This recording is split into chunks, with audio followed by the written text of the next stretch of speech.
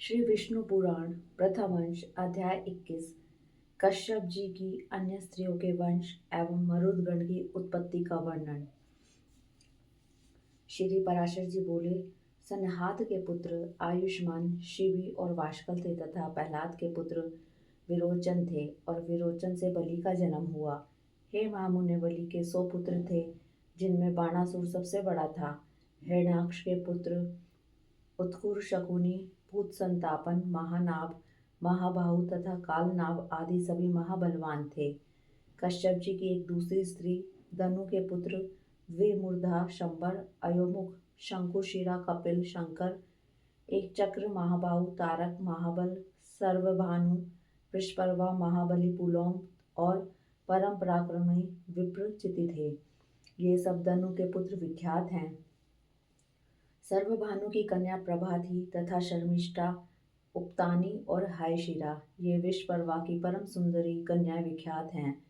वैश्वानर की पुलोमा और काल की 2 पुत्रियां थी। हे माँ बाप, वे दोनों कन्याएं मरीचि नंदन कश्यप जी की भार्या हुई। उनके पुत्र 60,000 दानव श्रेष्ठ हुए। मरीचि नंदन कश्यप जी के वे सभी पुत्र पुलोम और काल के कहलाए।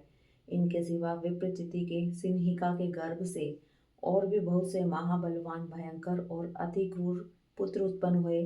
वे वयांश, शल्य, बलवान, नभ, महाबली, वातापी, नमुची, इलवल, खश्रेम, अंधक, नरक, कालनाभ, महावीर, सर्वभानु और महादैत्य वक्त्र योधी थे। ये सब दानव श्रेष्ठ दनु के वंश को बढ़ाने वाले थे। इनके और भी सैकड़ों हजारों पुत्र पौत्र आदि हुए। महान तपस्या द्वारा आत्मज्ञान संपन्न दैत्यवर प्रहलाद जी के कुल में निवातकवच नामक दैत्य उत्पन्न हुए। कश्यप जी की स्त्री त्रामा की शुकी, शयनी, भासी, सुग्रीवी, शुचि और गृध्रिका, ये 6 अति प्रभावशालिनी कन्याएं कही जाती हैं। शुकी से शुक, उल्लुक एवं उल्लुकों के प्रति पक्षी, काक आदि उत्पन्न हुए तथा शयनी से शयन, बाज, भासी से भास और गृधिकाग्र से गृधों का जन्म हुआ। शुचि से जल के पक्षीगण और सुग्रीवी से हर्ष, उष्ट्र और गदर्भों की उत्पत्ति हुई। इस प्रकार यह ताम्रा का वंश कहा जाता है। विनता के गरुड़ और अरुण ये पुत्र विख्यात हैं। इनमें पक्षियों में श्रेष्ठ सुपर्ण गरुड़ जी अति भयंकर और सर्पों को खाने वाले हैं। हे ब्राह्मण, सुरसा से सहस्त्रों सर्प उत्पन्न हुए जो बड़े ही प्रभावशाली, आकाश में विचरने वाले, अनेक शिरों वाले और बड़े विशालकाय थे। और कद्रु के पुत्र भी महाबली और अमित तेजस्वी, अनेक सिर वाले सहस्त्रों सर्प ही हुए जो गरुड़ जी के वशवर्ती थे। उनमें से शेष, वासुकी, तक्षक, शंखश्वेत, महापद्म, कंबल, अश्वतर, ऐलापुत्र, नाग, करकोटक, धनंजय तथा और भी अनेक उग्र, विषधर एवं काटने वाले सर्प प्रधान हैं। क्रोधवशा के पुत्र क्रोधवशगण हैं। वे सभी बड़ी बड़ी दाढ़ों वाले, भयंकर और कच्चा मांस खाने वाले जलचर, स्थलचर एवं पक्षीगण हैं। महाबली पिशाचरों को भी क्रोधा ने ही उत्पन्न किया। सुरभि से गो और महिष आदि की उत्पत्ति हुई तथा ईरा से वृक्ष, लता, बेल और सब प्रकार के तृण उत्पन्न हुए। खसा ने यक्ष और राक्षसों को, मुनि ने अप्सराओं को तथा अरिष्ठा ने अति समर्थ गंधर्व को जन्म दिया। ये सब स्थावर जंगम कश्यप जी की संतान हुए। इनके और भी सैकड़ों हजारों पुत्र पौत्र आदि हुए। हे ब्राह्मण, यह स्वरोचिष मनवंतर की सृष्टि का वर्णन कहा जाता है। वैश्वत मनवंतर के आरंभ में महान वरुण यज्ञ हुआ, उसमें ब्रह्मा जी होता थे। अब मैं उनकी प्रजा का वर्णन करता हूँ।